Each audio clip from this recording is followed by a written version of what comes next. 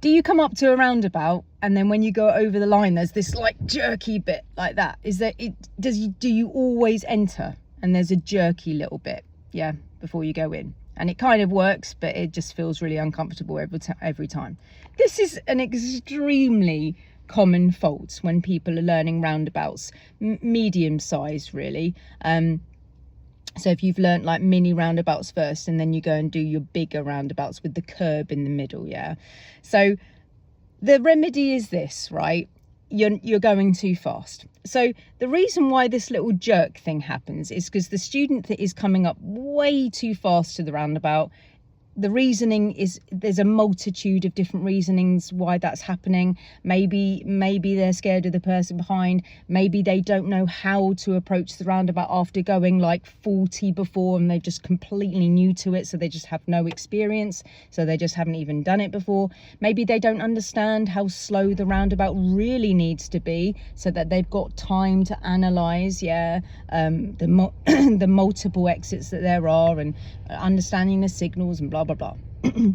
They're going way too fast up to the roundabout for whatever reason, yeah.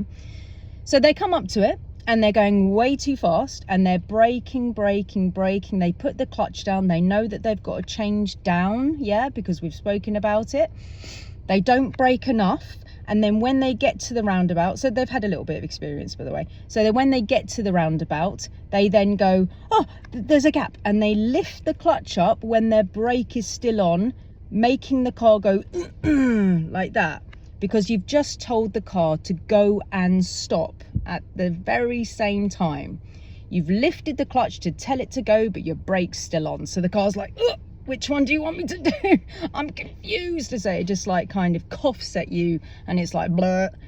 The remedy is that you need to brake more.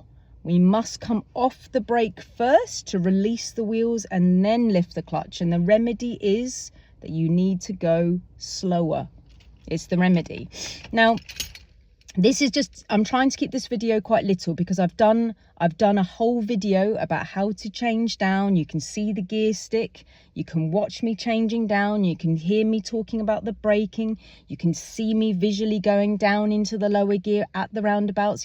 There's a whole video about it. It's called How to Change Down.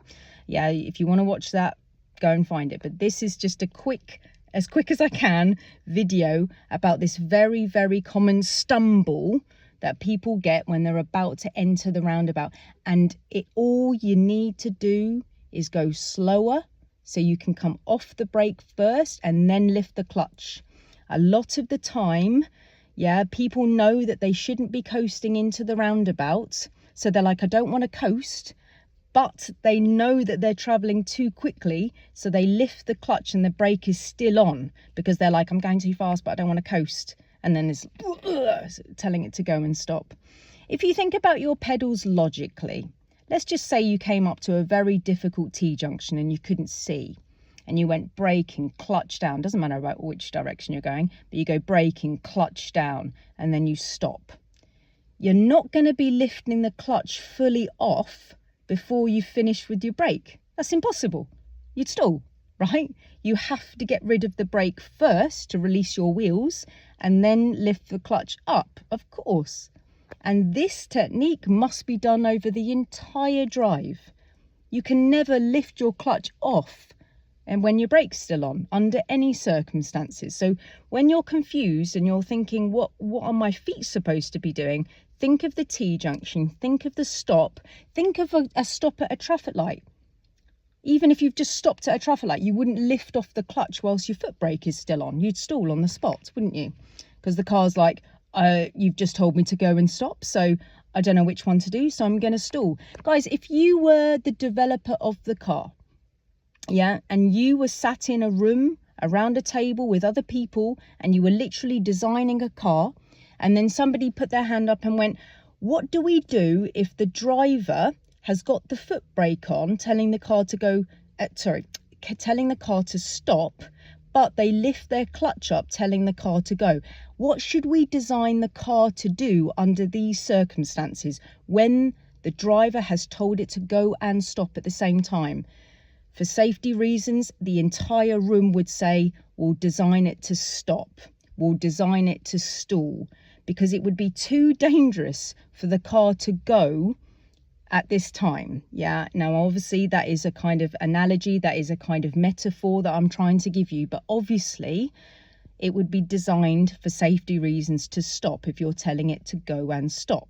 Yeah, so if you're at T-junction, you're going to stall. If you're coming up to a roundabout, you're going to go like that. Yeah, so watch the video if you want to go and find it, but this is it. You're coming up to a roundabout, there's a roundabout in front of you. Let's just say you're turning left, just for the ease of this video. Mirrors, signal, overrun, come off the gas. Speed by braking, braking, braking, braking. Red lights are on at the back of the car. Brake is done on its own first, so the brake pedal is efficient and good, and it's slowing us down without any intervention of like the clutch pedal going down yet, because that disconnects the engine to the tyres, so we don't want it to go down at the same time. We want to separate them slightly if we're going at speed. Yeah, so off gas, overrun. Speed by braking, braking, braking on its own. Clutch goes down. Yeah, whilst you're approaching the roundabout, this is called a controlled roll. Yeah, so this is officially the clutch has gone down, and yes, you're coasting, but you're allowed to, so it conveniently changes its name to controlled roll. You controlled roll up to lights when you need to stop. You controlled roll every time you change gear. You controlled roll every time you pull up on the left. Obviously, your clutch needs to go down in certain situations. Yeah, so when you're allowed to, it's called a controlled roll. When you're not allowed to, when you're going around the corner with your clutch fully down, that's coasting. Yeah, that would be bad because it affects your steering system and your braking system. Okay, so off gas, onto braking, braking, braking. Clutch goes down for your controlled roll as you brake harder, braking, braking, braking, getting to the speed that you need for the roundabout, to analyze the roundabout and to be at the correct speed so it matches the gear that you've now chosen, which is probably second, right? Because it's a roundabout, maybe, if you're going to go without stopping. Analyze the roundabout. Can I go? Yes, I can. I am now traveling at the correct speed for the gear. So I'm going to go off brake to release my wheels, which is a go situation. You're now momentarily moving with the clutch down only, momentarily. And then you lift the clutch up to the biting point, so you are on the bite as you go over the white line, or you're on the white line, so you're on the biting point to cross the line, so you are no longer coasting as you go over the line. You do not want to have your clutch down as you go over the line into the roundabout. That would be coasting. As soon as you cross that line, if your clutch is down and it's not on its biting point, you are now officially coasting. And this would not be that great, because what if you had taken the wrong gap at the roundabout? You are not on the biting point to accelerate away from danger. Your clutch is down, so you're just a big rolling ball with no engine attached to your tyres. Yeah. So it is important to get your speed right towards the roundabout on your controlled roll. And then when you're like, ooh, cool, I can go, off brake, clutch coming up to the bite, entering over the line with perfection with your speed. Guys, roundabouts are quite slow. There's this misconception that a roundabout is fast. It really isn't, all right? If you were to camp out with your sandwiches near a roundabout, yeah, they're not fast, yeah. They're going to be doing it at like a jogging pace, it's going to be, because there's so much to look for. There might be like 5 exits at your roundabout. You can't go in there like at supersonic speed. You'd never be able to work it out. You're only a human. Your brain needs to slow down to a walking pace or a jogging pace to be able to figure stuff out. It's like the runner on the road, yeah, who's got all his lycra on. When he's running, he can't, when he gets to a road, he makes mistakes because he's travelling too fast for his brain to like figure out stuff. So even if you're running, you can make mistakes, yeah. When the runner comes up to the mouth of the road, he needs very, very big forward planning first as he's approaching the road to kind of see what's going on. And otherwise, he needs to slow down even though he's on foot, He still needs to slow his run down. How many times have you seen a runner run up to like the side of the road and then they, oh no, damn it, there's a car coming, and they're all annoyed, and then they start jogging on the spot or they just run out. Yeah, I mean, you see that all the time, and they're just on foot, you know. We have to slow the car down. We've got multiple exits to look at. Is the car on the right just turning left? Who's my blocker? Who's from the other exits coming into mine? Yeah. Are they lying? Have they forgotten a signal? What's their position? It's too much, guys. You need to slow down. A roundabout is a pretty slow it's a moving place, but it's a slow moving pace in a way. There's a flow to it, but it's not a fast flow. If you go there and have your sandwiches, yeah, you'll see what I mean. Yeah, I've made a video, actually, a drone video. My friend's got a drone, and we put a drone above a roundabout, and the video itself has not been slowed down, apart from when I show you that I'm approaching the roundabout.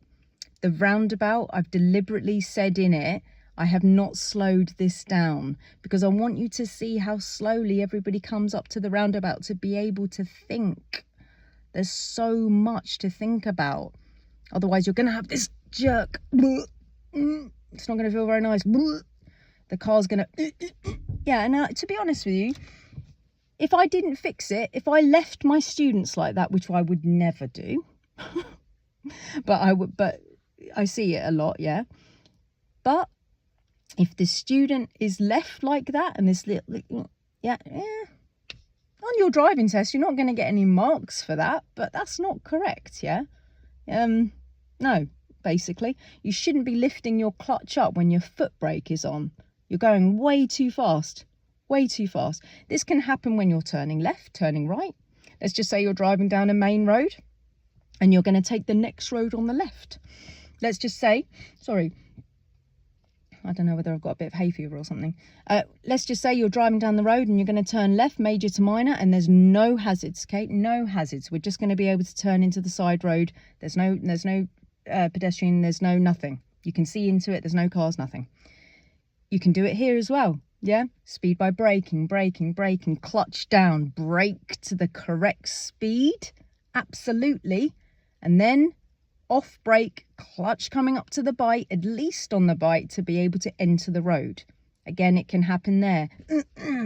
If the student doesn't brake enough, they go brake and clutch down, they brake and they don't achieve the slow enough speed, so they lift the clutch, they get this horrible feeling, and then we enter the road. Yes, we're not coasting, but we're braking all the way around the corner, which means we didn't achieve the correct speed on approach. Your speed must be dealt with in the straight line towards the roundabout, towards the turn. On the main road, your speed is sorted.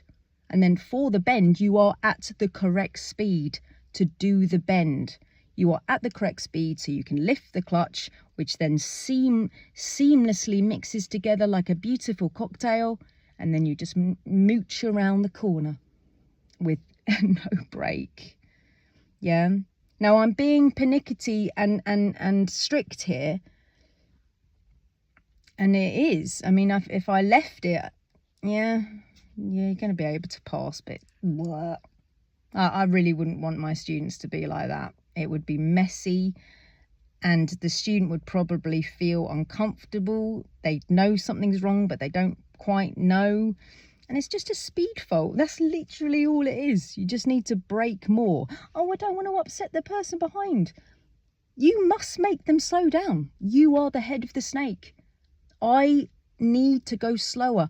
We, as a collective, my snake tail, we need to go slower. We need more time to see if we're safe. Yeah? Coming up to a parked car, coming up to a turn, coming up to a roundabout. Yes, you might be the head of the snake. You need to slow the traffic behind you down. The crash is in front of you. You are going to pay for the crash that is in front of you. So many of my students drive too fast up to hazards because of the person behind. Oh, I don't want to make them wait. Guys, if we crash into anything in front of us, we are going to have to pay. Once the crash has happened, if it happens, the person behind you would just overtake you. They'd look at you and go, that's unfortunate for you today. I'm just going to pop off and go and get my bun from Sainsbury's. Mate, they just don't know. Why would you crash because of somebody who's getting a bun from Sainsbury's behind you? You know what I mean? They would overtake you, look at you and be like, wow, that's a write-off there. Jeez, why didn't you slow down? Why did you go so fast up to that parked car? Why did you go so fast up to that roundabout? Why did you do something weird like that? Oh, well, I wonder whether I'll get an eclair today or whether I'll get a currant bun or maybe a cinnamon swirl. They literally don't care. You have to slow them down. This is turning into too long, the video. Please don't do things just for the person behind or the I'm gonna fail for going too slowly vibe. I hear this all the time. Yeah, it's like you need to slow down for your hazards and fluctuate your speed in accordance to the hazards that are on the road. When the road is clear and safe and lovely, okay, pick up the speed. You've seen me made videos about that before. Pick up your speed, make progress. If you can do the speed limit because there's no hazards, yes, let's get going. But when there's a hazard, when there's a parked car, when there's a pedestrian, when there's a turn, when there's a roundabout, when there's a crossroads, we can't keep our speed anymore. Those are junctions. Those are places where you're going to have accidents. We need to slow down. 16 minutes, I better stop. All right, I hope this comes across. Find my active video, my demonstration video on this if you need more information, okay? But brake enough so you can come off the brake first and then lift the clutch on the line or just before the line so you're on the bite at least when you're doing your junctions. At least, yeah? Coming off completely before the junction is not necessarily the answer. God, this is getting in depth. But let's just say you came up to a T-junction and lifted your clutch up way before the junction. That doesn't work either. Because then you've lifted your clutch up and gone, oh, you know, I don't want to coast here, so I'll lift my clutch up like 2,000 miles back there. And then when we get to the junction, there's a car coming, and then you've got to put the clutch back down again. So that doesn't work either. You need to do it. You need to get the timing right. Yeah, you need to get in the car with a driving instructor. I mean, you can only learn so much online. I'm trying my best. Anyway, I hope this has helped in some way. The point is this: just use more brake. Match the speed to the lower gear that you have selected. All right, guys, I hope that helps.